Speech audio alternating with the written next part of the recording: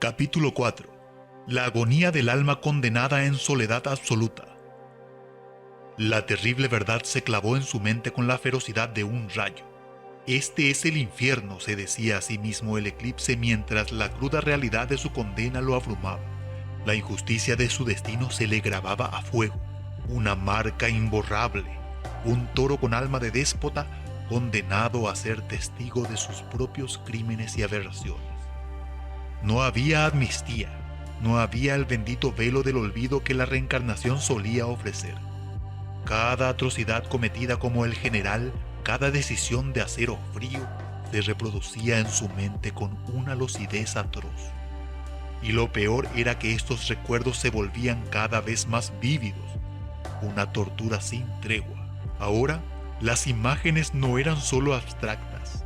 Veía las aldeas enteras arrasadas bajo su comando, sentía el polvo de la destrucción, escuchaba los gritos silenciados por sus decisiones.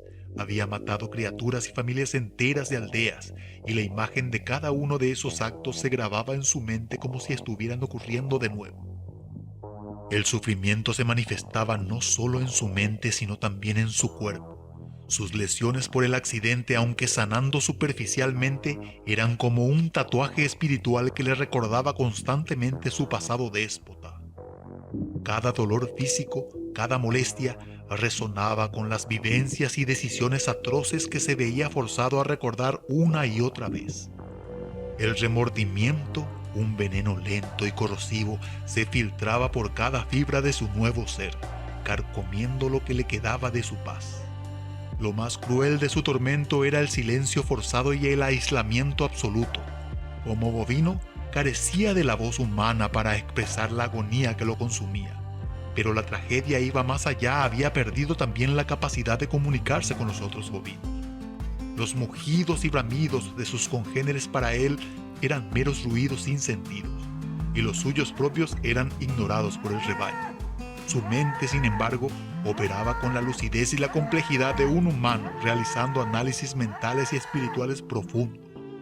Pero estos pensamientos, estas comprensiones que lo atormentaban eran totalmente incomprensibles para los humanos de la granja. Lo veían como un toro común, quizás un poco extraño o melancólico, sin idea del infierno intelectual y emocional que vivía en su interior.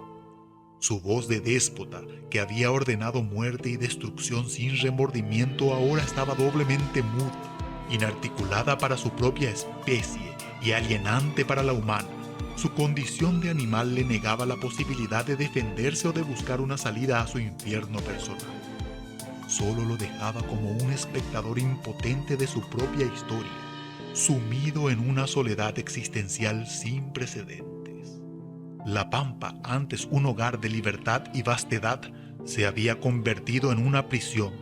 Cada amanecer era un recordatorio de otro día de su penitencia silenciosa. El déspota, el manipulador, el que había silenciado a tantos, era ahora el silenciado y el incomprendido, reviviendo su eco de maldad, atrapado por su propio abismo sin fin, anhelando una liberación que parecía nunca llegar. Su tormento era un eco sordo en la inmensidad, una cadena solitaria que se prolongaba sin tregua bajo el mismo sol que un día había besado la tierra en su pampa natal.